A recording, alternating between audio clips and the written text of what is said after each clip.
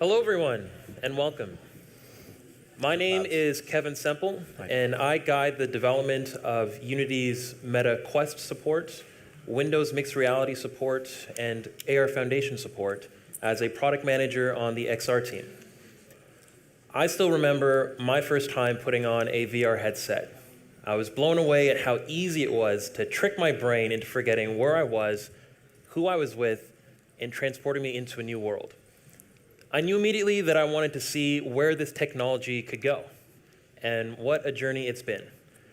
We're here today to talk about creating immersive games for the next platforms. And I'm joined by some wonderful folks from Resolution Games. Why don't you go ahead and introduce yourselves? Thank you. So my name is Tommy Palm. I'm the founder and CEO of Resolution. I have a programming background originally, so I've been making games for quite some time, well before Resolution. I don't do any programming anymore, unfortunately, but I do some game design. I'm still really interested in product, and I've been a big fan of virtual reality as well ever since I tried it first time. I tried it in '92, back in the day on an arcade machine. I thought this is going to be it.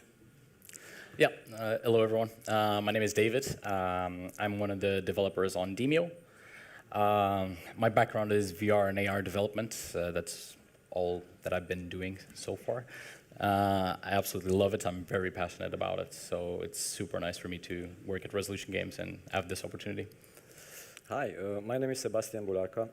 I've been in the industry since like 2001, different roles. From journalist for many years and then moving towards producing project management. And finally, I learned programming and became a programmer. So right now, I'm a core and tools developer for Resolution Games. Thank you. Today, we'll cover OpenXR, input, iteration. We'll talk about porting games from and to XR platforms. We'll talk about graphics, interactions, performance, and getting started. By the end of today, you will leave with some first-hand learnings that you can take to build immersive games for yourselves, and you'll leave with some great stories and anecdotes from Resolution Games. So let's kick things off. Tommy, can you tell us what types of games Resolution Games makes and what types of platforms you target? All right, so we've been making quite a lot of games by now. I think we have 14 or somewhere around that thing in our portfolio. We've been around for 9 years, so we started trying to do much more accessible games. We figured a lot of people are going to be curious about the tech, and not everybody's going to want to have shooters. There's going to be plenty of people doing shooters. So let's do some of the other games. We started with fishing game, and since then we've gone over to more hardcore gaming actually, because the audience on these platforms are still a lot of like real gamers who think like this is going to be the next logical step for games. I can be inside of the game world, and they wanna play the really big immersive games here. So now we're doing Demio is we showed on stage here. It's one of our biggest games, and it's available for basically all the platforms on VR. So we have PlayStation VR, we have Meta Quest, which is the biggest platform for VR right now.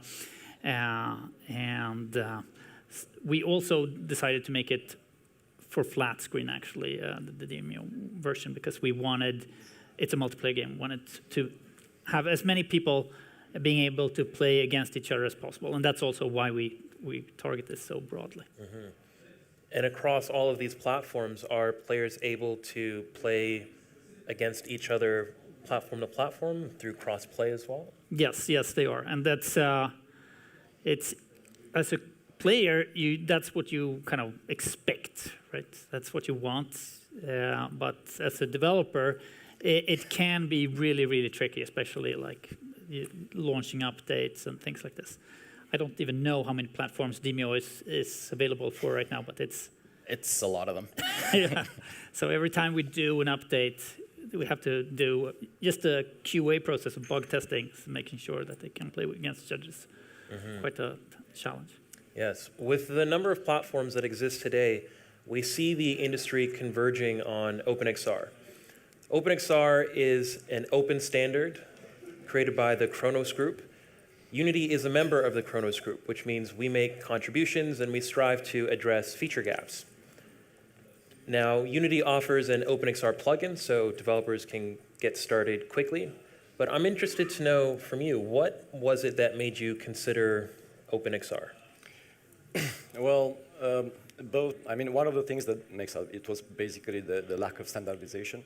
So we started looking into OpenXR in 2020 for one of our games, mostly because since we have a fairly large back catalog that we have to maintain, and my role as a tool developer is to make sure that we provide tools in order to make this process easy, we looked into generalizing a bit the solution, because having separate SDK for Oculus Meta and also for Valve and using OpenVR and providing input for each of the platforms and then just keeping track for all the updates and everything, that was really, really problematic. So OpenXR was kind of offering that solution. And we started with one of our first games implemented was Blaston. And what happened it was that back then OpenVR, at least not Valve, Valve had support for OpenXR, but Valve SDK, but not for the input. So we still implement it for Oculus, sort of like looking in the future a bit and trying to prepare ourselves for when that time is going to come, which fortunately did. And now we have so many platforms that are actually supporting OpenXR and makes it very, very easy for us to maintain this back catalog. What would you say are some of your key learnings since adopting OpenXR? Well, obviously start early to implement. The thing is, with starting early, it's always that you're going to encounter several challenges in order to do that. So it will definitely pay later on. So you're basically canceling, possibly, depending on the choice, a technical debt that you may encounter, especially if you're planning to maintain these games. If you have, I don't know, maybe a game that you're going to have DLCs or anything like that. So yeah, that was one of the main learnings. Yeah, I also think that it's important to mention that if you support OpenXR from the beginning, then in the future, if some other headset comes up, it's nice that you know that Unity is on your side helping you out, porting it, more or less. So you kind of make it future-proof if you start using OpenXR from the beginning. Yes, Unity is all in on OpenXR. Now, I'm curious, what types of resources, tools did you use to learn OpenXR? Well, when we started, we had obviously the OpenXR documentation. Now it's probably a good time to bring UnityXR because UnityXR allowed us to do this a lot easier since while it was still in the preview as a package, it did have enough documentation for us to make it use. So it was UnityXR's documentation, OpenXR documentation, and when Oculus finally came with their own version of OpenXR, they have, I think it's called Oculus XR, yes? Then things got a lot easier because they actually provided us with a solid to-do list on how to implement it. So those were more or less the main tools. And the second was, I would say, experience, because having experience with multiple SDKs before, like the difference was not that significant, so we were able to adapt and deliver. Now, what recommendations do you have for anyone in the audience here who might be considering starting a project on OpenXR? Well, as a recommendation is use OpenXR. I mean, at this point, what happens is that OpenVR is basically deprecated, so there is not really an option. So, and OpenXR covers most of the platforms, so I think that's probably the best recommendation. Just look no further. I don't think there are actually any other sort of alternatives. Well said. Let's switch gears now and talk about graphics. We saw on the keynote that there are some awesome changes and updates coming to the graphics in Unity 6. Today, Unity offers the Universal Render Pipeline, or URP for short. It allows you to ship some really customizable rendering to lots of different platforms out there. At Unity, we recommend URP for XR development, and if you load up the new templates that are available, you will see that they start you off with URP projects.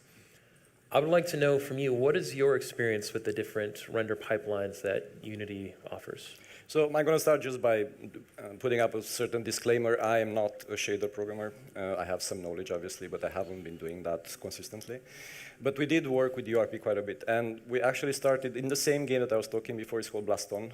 We added URP when it was a preview package. So it was a bit of a leap of faith there because we didn't know what to expect and what's going to happen. And it proved itself to be a good idea. We did have quite a few challenges, if I remember well, doing that. Specifically, the fact that every time we were updating a major Unity version, there was a certain level of incompatibility with the shaders. Also, using shader graph, that was something, it was one of the main reasons why we moved on to using QRP, because we had access to shader graph, and we thought that's a good idea, and we still think that. But it was a bit of a curve learning and using it, of course. And also, there were some challenges related to that as well, being a preview package. And yeah, I mean, there was one thing that I remember, and that was foveated rendering for MetaQuest. That was supported by URP, and it was really important. With a bit of a problem there. There was a bit of a bug for a while, which it was, if some of you maybe know, the bleed bug, where that foveated rendering was actually not activating on Quest. It got fixed eventually, so that's really good. Yeah. Yeah.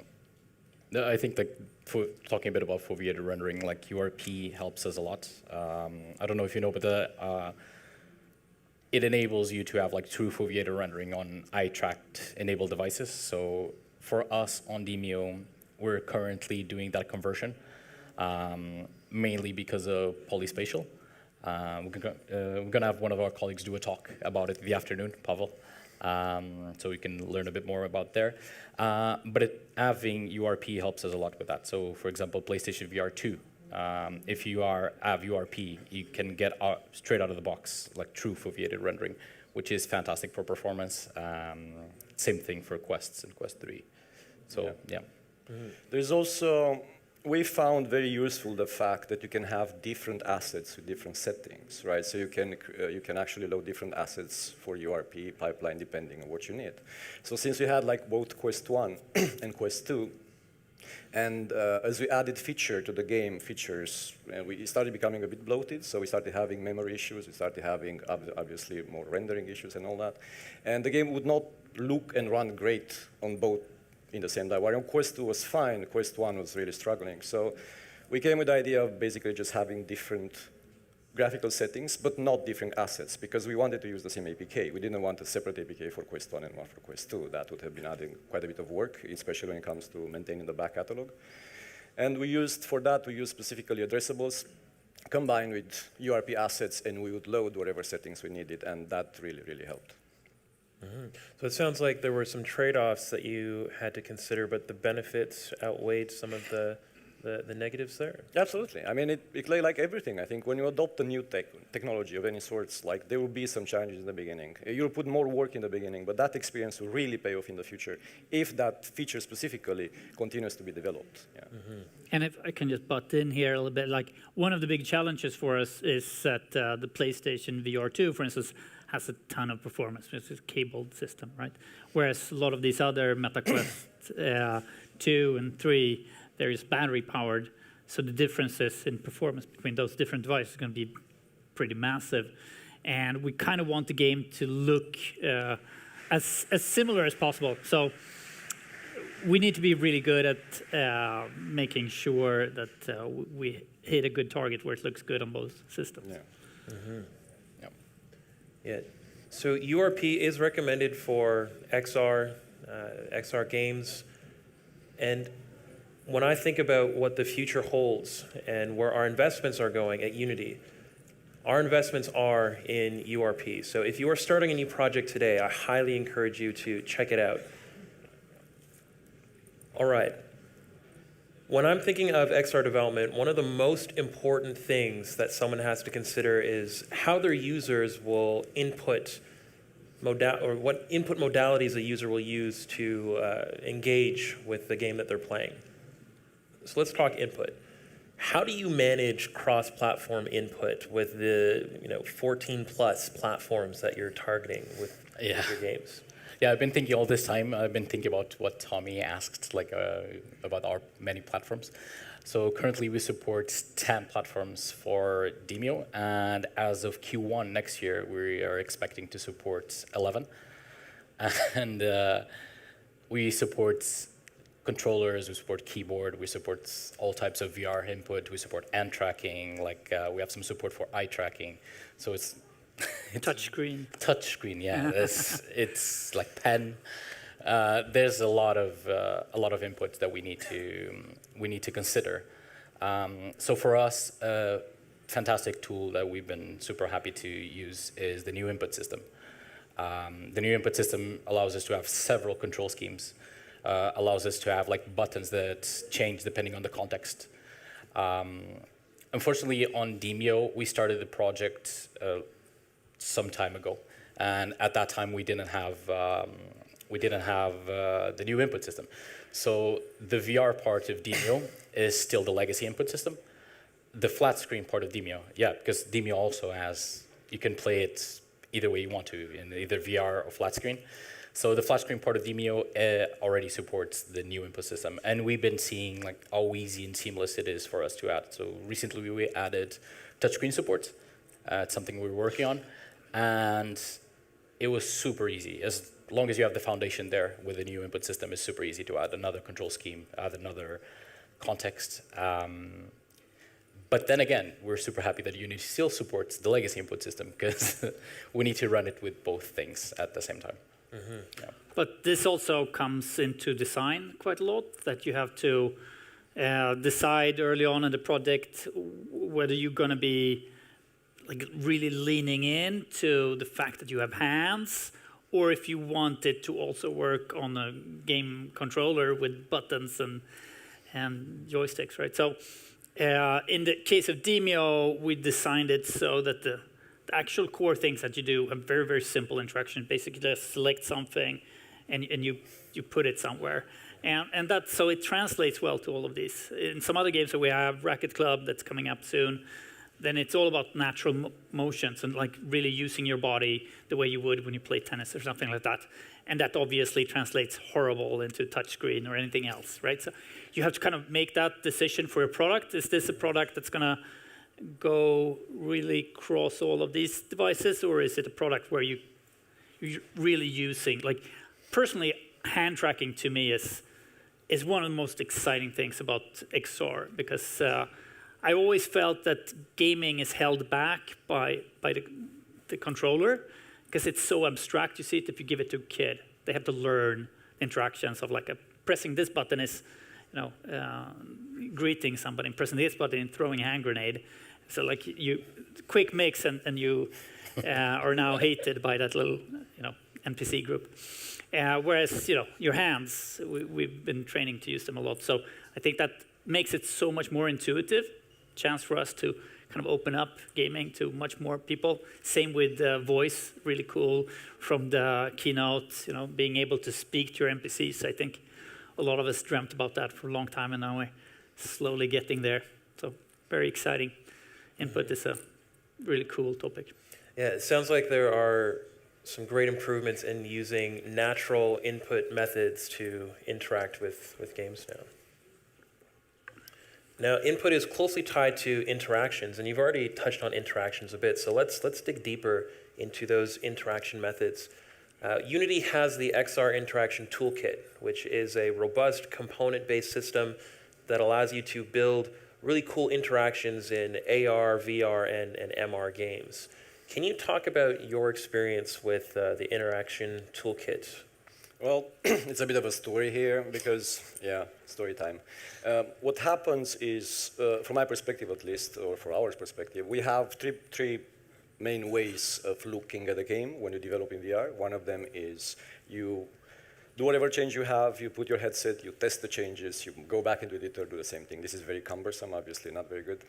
Second is to be able to simulate a VR environment on the desktop, so you use your mouse, use your keyboards, go around. And the third one, which I think I'm not sure how many actually implementing this, and we don't implement that in all of our projects, but we try to, is to literally have a flat screen mode for the game. That makes it a lot more easier in very, very different. So these are the three things. So for me, as a tool developer, I wanted to provide some sort of both input package, because we develop UPM packages, an input package that handles the input on all the platforms using OpenXR and then plugs this input automatically into a system that takes over and sort of generates this simulation and also allows you some additional tools to be able to do a desktop mode for the game.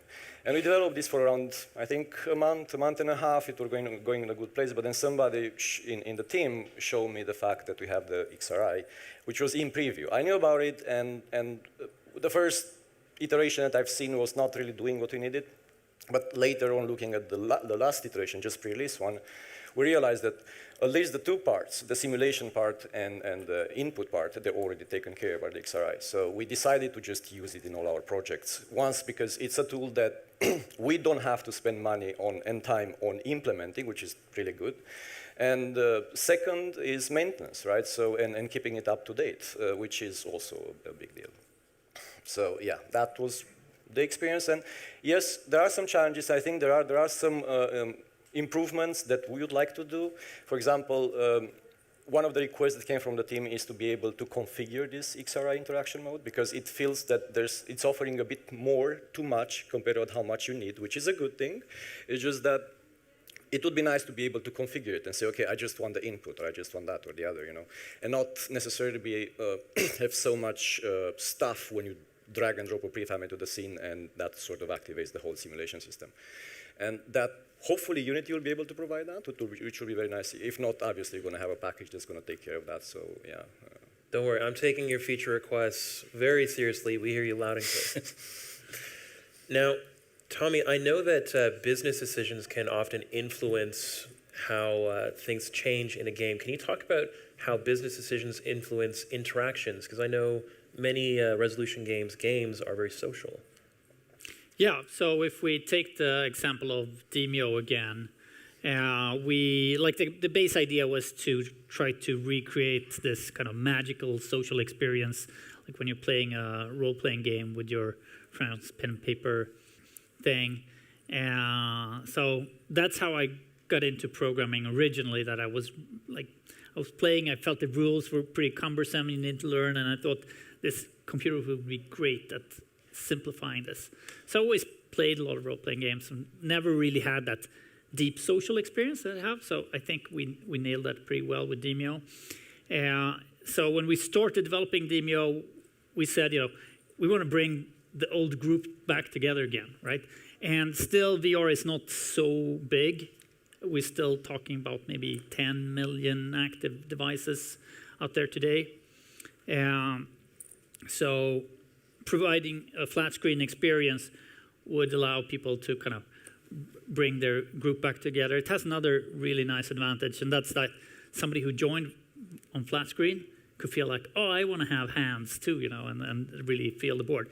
And we've seen a lot of that in comments, that people have actually bought a headset through that route. So it really makes you popular with the hardware manufacturers, because they're obviously looking to sell more stuff. So that's an example of like how we're thinking. But then again, as I said, then you have to really decide. I think with Demio, we leaned more over into VR than we did on flat screen. And I think that the flat screen is a little bit less of a full game as the VR game is. So it's consequences of those decisions, obviously. Yeah, obviously, like in VR, the social aspect of it, it's way bigger, because I can actually interact with you. Now with hand tracking, I can actually precisely gesticulate and tell you about something, which is, you can't really translate most of those things to flat screen. No, and it's so cool. Like if you have an old friend, just by the animations of their head and their body movements, you can really see that that's your friend, right? Yep. And you tend to forget that you're maybe in different parts of the country or something like that. Yeah. Now, Sebastian, you were talking earlier about how XRI allows you to improve the simulation aspect and test games. Can we dig a little bit deeper and talk about what testing and iteration looks like at resolution games? Well, We try as much as we can to do some sort of test-driven development. We are not always succeeding, but at least we try to use tests as much as possible. So I guess unit testing, it's one of those things that really helps. It also, since we have the case where basically each our application has the core, and then we have around 50 packages that comes like tools and all kind of things that it's just common code base that we try to reuse. So yeah, that's also a tool. We actually do that ourselves, yeah.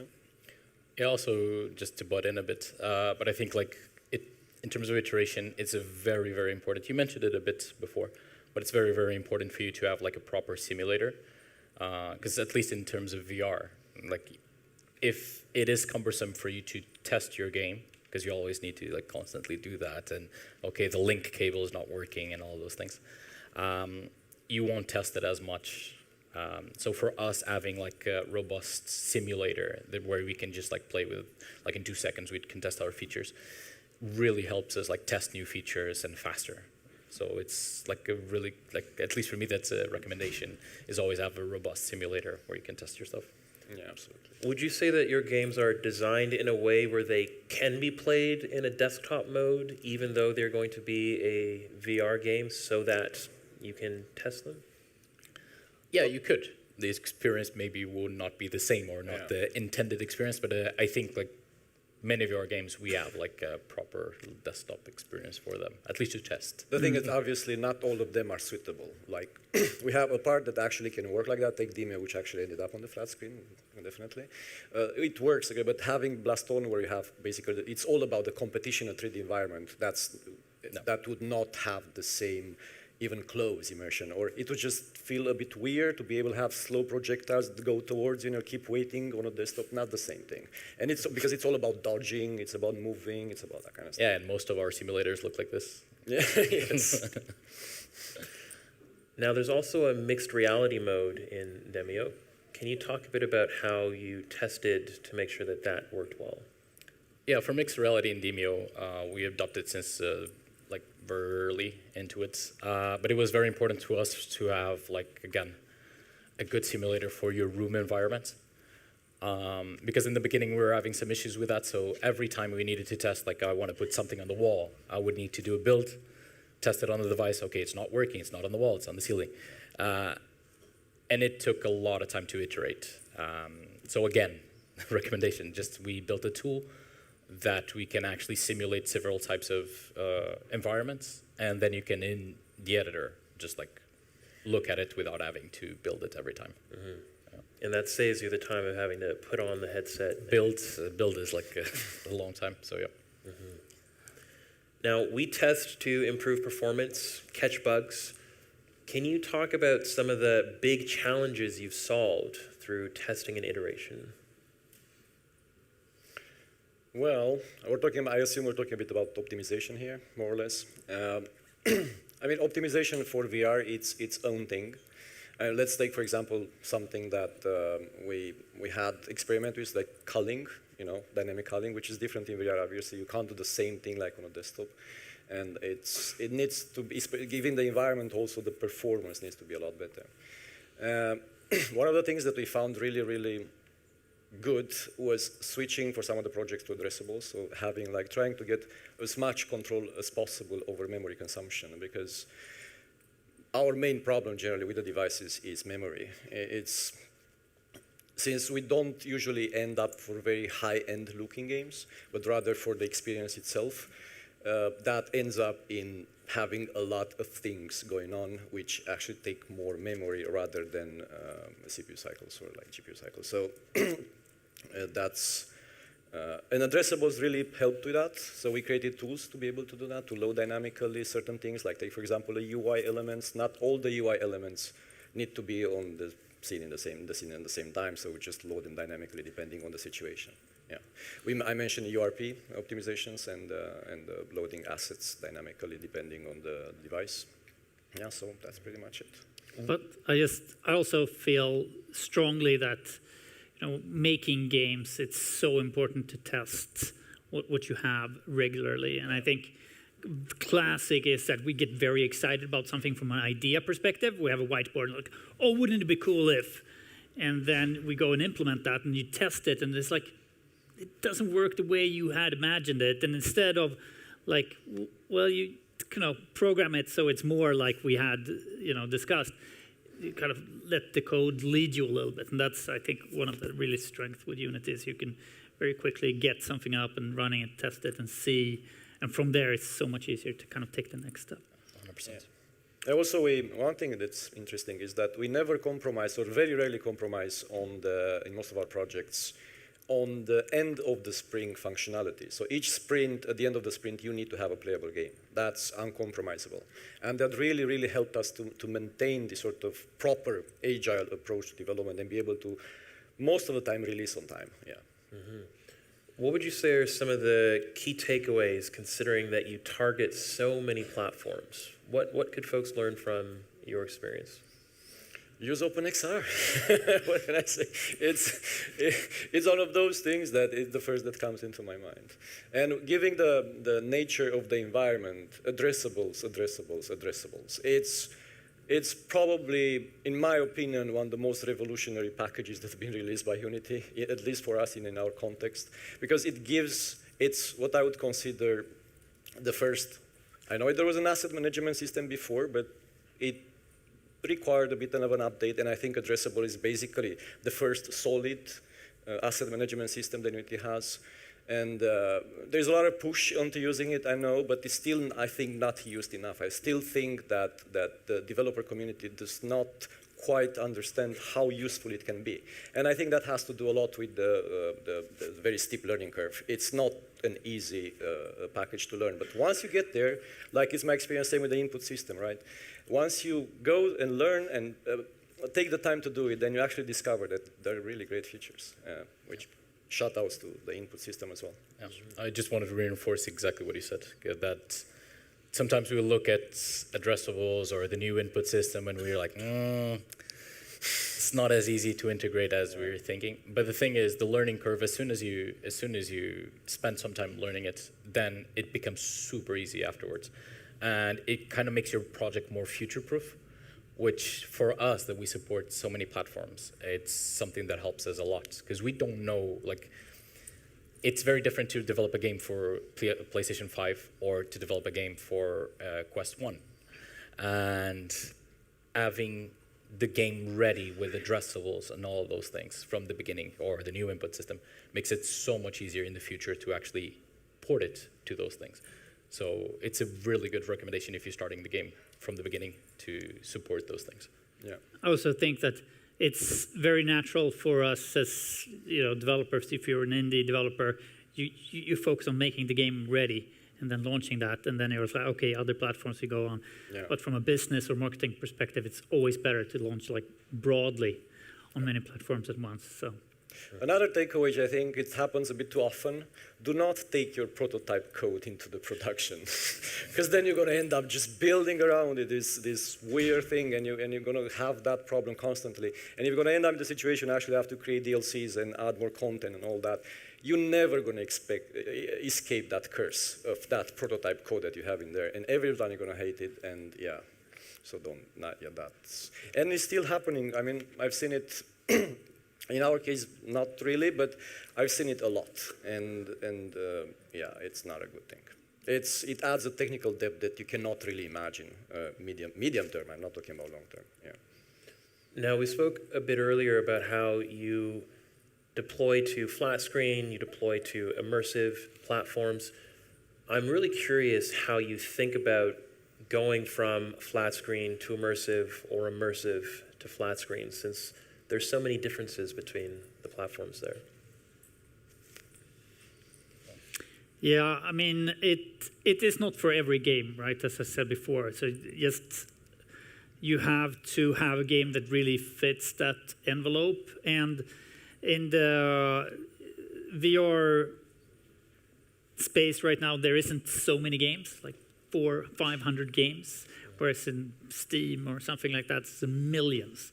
So it's very different competitive market as well. So if you need to compete on Steam, you need to start very early with marketing and hype building. That's not needed as much in the VR. So it's a pretty big commitment, and depends on if you're doing a title from scratch with new, very experimental mechanics. Might be better to try to launch it on something like App Lab first and see if you get the retention and traction you're looking for, and then kind of go broad. Because it's a very big bet, obviously, if you put all your development money in something and just hope that it's going to go well. In mobile, people do a lot of testing. That is much more difficult than this. You can't do like testing in a small region because there's so few players in those regions.